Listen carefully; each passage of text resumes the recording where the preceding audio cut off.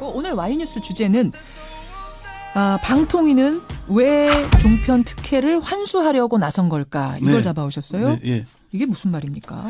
종편 특혜 중에 가장 큰 특혜가 뭐냐 하면은 의무전송입니다. 의무전송이 뭡니까? 이게 제가 2013년에도 이 비슷한 방송을 한 적이 있는데요. KBS 1과 EBS는 지금 방송법의 의무전송 채널, 그러니까 유료 방송들, 케이블 TV나 IPTV, 위성 방송은 의무적으로 방송을 내보내야 하는 채널입니다. 무조건. 예. 조건 없이 내보내야 되는 의무전송 채널. 그러니까 뭐 KBS 1 같은 경우에는 재난방송, EBS는 교육이라는 공익성이 있는 거 아닙니까? 그렇죠. 그런데 종편은 4개가 허가되는데 4개가 모두 의무전송입니다. 특혜군요, 그게. MBC, KBS ETV도 의무전송이 아닙니다.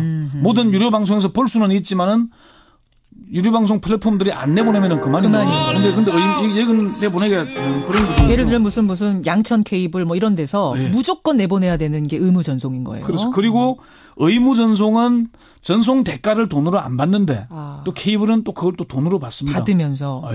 MBC하고 SBS는 전송 대가를 받는데 종편은 의무전송이기도 하면서 좀 대가까지 받는 지금까지 한 2천억 조금 부족한 정도로 돈을 받았거든요. 그렇군요. 4개 전송. 엄청난 특혜인 거죠. 그럼 광고도 특혜를 받고 있습니까 혹시? 그렇죠. 광고도 특혜를 미디어 랩이라는 구조인데요. 그러니까 방송사가 직접 광고 영업을 못하게 했습니다. 방송사들은 공익성이 있기 때문에. 그렇죠. 그런데 방송사를 대신해서 광고를 유치하고 하는 게 미디어 랩 구조, 뭐 광고 대행사라고 표현할 수밖에 하는 게 좋겠는데요. 여기도 종편은 1사1랩입니다. 한 개 회사가 한 개의 이 랩을 가지고 있다 보니까 사실상 직접 영업하는 겁니다. 신문사에 광고국이 있죠. 광고국이 직접 영업하는 거죠. 수주해오죠. 지금도 그런 구조로 특히나 MBN이 이것 때문에 아마 제재를 받은 적이 있는데 보도 제작 기획 회의에 미디어랩 담당자가 참석을 하는 겁니다. 그럼 기자들을 통해서 광고를 따오게 하는 이런 실제적으로 그렇게 이루어지고 있는 것이죠. 그게 아주 심각한 종편이 한두 군데가 있는 걸로 확인이 되고 있습니다. 광고도 특혜를 받고 있다.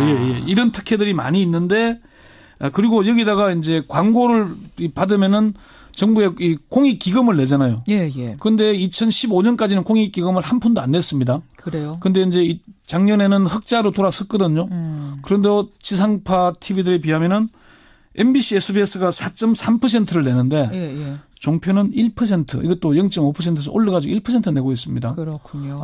이런 차별 구조가 많은 거죠. 그럼 개별 미디어랩 체제도 폐지하는 쪽으로 가닥을 잡은 겁니까, 방통위가? 그건 아직 폐지할 수 있는 근거는 없는 것 같고요. 통합해서 하기는 어려운 것 같고 좀 공익적인 부과를 많이 하게 되겠죠. 그건 아직 좀 준비 중에 있는 걸로 알고 있습니다. 자, 오늘 Y의 주제로 돌아가 보죠. 방통위는 왜 종편들이 받고 있는 특혜를 환수하려고 나선 거냐? 왜? 일단 첫 번째는 문재인 대통령의 공약이기 때문입니다. 문 대통령이 지난해 이맘때쯤인데요. 이용마 MBC 해직 기자를 방문한 적이 있었어요. 그때 이제 이런 기자들과 만나서 그런 얘기를 했습니다. 종편을 처음 인가했을 때 초기에는 육성 정착을 위해서 지상파와는 다른 차별을 줬다. 이제는 종편이 자리를 잡았기 때문에 종편과 지상파 간의 차별을 없앨 때가 됐다. 이런 거 분명히 밝혔거든요. 동일 서비스, 동일 규제 원칙을 적용해야 한다. 이걸 했고요. 두 번째는 언론학자인 이효성 방통위원장의 평소 소신입니다. 지금 방통위원장이. 이 위원장이 종편 출범 이전부터 이런 문제제기를 해왔습니다. 2009년에 미디어 오늘과 인터뷰에서 종편 추진은 PP를 장려해서 콘텐츠를 발전시키려는 차원이 아니라 대기업과 신문사의 방송사를 허가해 주려는 차원에서 추진되고 있다. 종편이 정치적 활성화, 신문사 방송을 밀어주기 위한 것이라면은 올바른 정책 방향이 아니다. 종편 개수도 2개 이상 하려고 하는데 이건 옳지 못하다. 이런 비판을 이미 그때부터 제기를 해왔어요. 그렇군요. 이런 문제점을 이미 알고 있었다는 얘기죠. 청문회에서도 이런 얘기 분명히 했잖아요. 맞아요. 그래요. 세 번째는요. 종편은 이미 흑자로 돌아섰기 때문에 계속해서 특혜를 줄 이유가 없기 때문입니다. 흑자로 드디어 돌아섰습니까, 종편들이? 네. 작년에 이미 종편 4개, 2개의 PP 6개 중에 5개사가 단기 순이익이 지난해 흑자를 기록했습니다. 사실 방송사가요, 여러분. 흑자 본다는 게 굉장히 어려운 일입니다. 방송사가 돈 어마어마하게 벌 거라고 생각하시죠. 근데 워낙 투자하는 돈이 많기 때문에 흑자가 굉장히 어려운 구조인데. 종편이 이만큼 뜨면서 MBC, SBS 매출이 확 떨어졌거든요. 맞아요. 당연히 CBS 같은 중소방송들도 매출이 더 어려워지죠. 떨어져서 타격을 받고 있는 구조이기 때문에 더 이상 종편에 특혜를 주는 것은 안 되는 겁니다. 그래서 이제 지상파 중간 광고 도입 이런 것들이 이제 논의되기 시작한 겁니다. 그렇군요. 이런 세 가지 이유로 종편에 대한 특혜를 환수하려고 나선 것이다. 오늘 방송계에 잘 알려지지 않은 부분들 잘 훑어주셨어요. 권영철 선임 기자 고맙습니다. 네. 권영철의 기자 수첩 넘어갑니다. 어서 오십시오. 안녕하십니까. 오늘 주제 뭘 가지고 오셨어요? 요즘 종편을 둘러싼 논란이 많죠. 그렇죠. 종편들 중에 종편에 대한 가장 큰 특혜가 의무전송하도록 한 거 하고요. 그리고 황금 채널 배정이었는데 오늘 그 문제를 좀 다룰까 합니다. 종편을 둘러싼 논란, 5.18 논란 있었고 또 최근에는 가수 장윤정 씨의 이 보도를 둘러싼 선정적인 거나 좀 여론을 조작하거나 그런 분야에 좀 앞서가고 있죠. 그런 것을 두고 이제 떠들썩한데 의무전송 이게 무슨 말씀이십니까? 케이블 SO나 위성방송 사업자, IPTV 사업자들을 플랫폼 사업자라고 부르는데요. 이 플랫폼 사업자들은 종편 4개 채널과 보도 PP 2개 채널을 의무적으로 내보내야 합니다. 그러니까 플랫폼 사업자가 방송으로 내보낼 채널을 선택할 권한이 있습니다. 이걸 일부에서는 재산권이라고 주장을 하는데 의무전송 채널은 그 권한과 관계없이 반드시 방송을 내보내야 하는 겁니다. 사실 방송은 크게 공공재인 전파를 통해 방송을 내보내는 지상파 방송이 있고요. KBS, MBC, SBS 지상파 방송이죠. 그리고 케이블을 통해서 방송이 전송되는 케이블 방송, 인터넷 망을 통해서 전송되는 IPTV, 위성 방송 전파를 통해서 전송되는 위성 방송을 구분하지 않습니까? 그러니까 쉽게 말하자면 집에서 이제 지역 케이블을 보느냐, 스카이라이프를 보느냐, 뭘 보느냐, 이런 거 말씀하시는 거죠? 네, 그렇습니다. 이 사람들이 이제 플랫폼 사업자인데 이 사람들한테 종편들을 반드시 내보내도록 규정하고 있는 게 의무전송이라는 그러니까 저희 겁니다. 지역 케이블 사업자 같은 경우에는 낚시 채널을 안 내보내거든요. 이런 식으로 골라서 음악 채널은 넣고 낚시 채널은 빼고 이렇게 할 수 있는 권한이 있는데 종편 채널만큼은 무조건 전송, 의무전송. 의무전송하게 돼 있는 거죠. 그래요. 그러니까 이게 우리가 방금 말씀하신 대로 무슨 케이블을 보건 위성 방송을 보건 KBS나 MBC, SBS TV가 나오지 않습니까? 그래서 지상파 방송이니까 당연히 의무전송인 것처럼 생각하기 쉽죠. 아니에요. 근데 의무전송이 아닙니다. 지상파 MBC, KBS, SBS는 의무전송이 아니고. KBS 1방송하고 이 교육방송은 의무전송인데 KBS 2TV하고 MBC, SBS는 의무전송이 아닌 겁니다. 그런데 종편 채널은 의무전송이에요? 유료상업방송인 종편은 의무전송이죠. 근데 MBC, SBS 이런 거 방송 안 하는 데는 없잖아요. 시청률이 높지 않습니까? 그 의무는 아니지만 시청률이 높으니까 당연히 다 나가는 거다. 초기 사업을 하려면은 케이블 사업자나 IPTV 사업자나 위성방송 사업자가 이 지상파를 끌어넣어야 시청률이 올라가고 채널 인지도가 올라가지 않습니까? 단적으로 위성 DMB 방송이 우리나라가 세계에서 처음 시작을 했거든요. 근데 지상파 방송 런칭을 못하면서 지금은 폐업했죠. 그런 일이 나기 때문에 시청률 때문에 그런 겁니다. 그러니까 공영방송인 KBS ETV와 MBC도 의무전송이 아닌데 유료상업방송이고 편파방송을 일삼는 종편은 의무전송해야 된다. 이건 엄청난 특혜겠죠? 그러면 전체 그 많은 채널 몇 개나 됩니까 지금? 대략 한 240개 되는. 240개 중에 의무전송해야 되는 건 종편 채널밖에 없는 거예요. 그렇지는 않고요. 이제 국회 방송 그런 것들 빼고 빼고는 그렇죠. 상업 방송치고는 그렇죠. 자, 그러면 어떻게 이 어마어마한 특혜를 가져가게 된 건가? 왜 종편 방송을 의무 전송하도록 하게 된 겁니까? 사실 이 종편 의무 전송이라는 규정은 2000년 통합방송법이 만들어질 때 담긴 규정입니다. 그러니까 제정 당시에는 조중동 종편에 특혜를 주기 위한 규정이 아닌데 이명박 정부가 미디어 관련법을 날치기 통과시키면서 이 규정을 교묘하게 악용한 겁니다. 이건 2007년 대선 과정에서 이미 조중동에 종편을 줄 것이라는 소문이 나돌았었거든요. 그리고 2000년 입문구가 들어갈 때는 종편이라는 그 방송이 개념적으로만 존재했습니다. 실제 종편이 탄생할지도 미지수인 방송이었거든요. 그 당시에 구 방송위원회 관계자 얘기를 들어보면은 케이블 등 유료 방송 가운데 시청자가 가장 낮은 가격의 패키지를 선택하더라도 좀 다양한 방송을 볼 수 있도록 하기 위해서 의무 전송을 하도록 했는데 이 규정을 악용한 거죠. 그렇군요. 예. 그러면은 지금 이제 이렇게 문제가 많이 불거지면 뭐 의무 전송은 줬다 뺏기도 하고 상황에 따라서 이런 게 가능한 건가요? 폐지를 하려면은 뭐 그 법이 아니고 시행령이니까 정부가 국무회의에서 의결하면 됩니다. 바꾸면 되는 건데 예. 이 의무 전송을 이제 폐지하는 과정이 쉽지는 않겠죠. 이미 하고 있는 거니까. 그런데 문제는 종편이 이미 이제 지상파 다음의 시청률을 올리고 있습니다. 5월 한 달 동안의 시청률 추이를 보면은 종편들이 5위, 7위, 8위, 9위를 차지하는 걸로 나옵니다. 지상파 다음에 다 차지했습니다. 예. 그렇기 때문에 이제 종편으로서 자리를 잡았거든요. 예. 그러니까 충분히 제외해도 될 것 같습니다. 이게 시민단체에서는 종편 사사가 각각 색깔을 드러내고 이제는 자리를 잡은 만큼 다른 PP들과 건전하게 경쟁을 할 수 있도록 특혜를 없애야 된다. 의무 전송에서 제외해야 된다는 주장을 하고 있습니다. 그렇군요. 민주당도 관련법 개정안을 발의를 했고요. 예. 그렇군요. 상황이 지금 그렇게 돌아가고 있는데 그러면 의무 전송 규정을 폐지하면 그다음엔 어떻게 되는 건가요? 사실 의무 전송을 폐지하더라도 큰 변화는 없을 것으로 보입니다. 앞서 말씀드린 대로 이미 10위권 안에 들어왔죠. 그리고 제작비를 연간 1,000억 이상씩 들이는 데가 지상파와 종편 외에는 거의 없거든요. 예. 그렇기 때문에 폐지를 하더라도 지금과 상황은 크게 달라지지 않겠지만은 플랫폼 사업자들이 자율적으로 편성하는 거하고 특혜로 법률로 강제되어 있는 거하고는 다르지 않겠습니까? 그렇죠. 그 부분을 바로잡자는 거죠. 그럼 대법원이 종편 심사 자료를 공개하라고 판결했는데 이건 언제쯤 공개가 되나요? 이게 아마 이번 주 중에 언제 공개될지 시점이 정해질 것 같습니다. 오는 5일 수요일에 방통위 전체 회의가 예정돼 있는데 이 회의에 아마 심사 자료 공개 문제가 거론될 것으로 보입니다.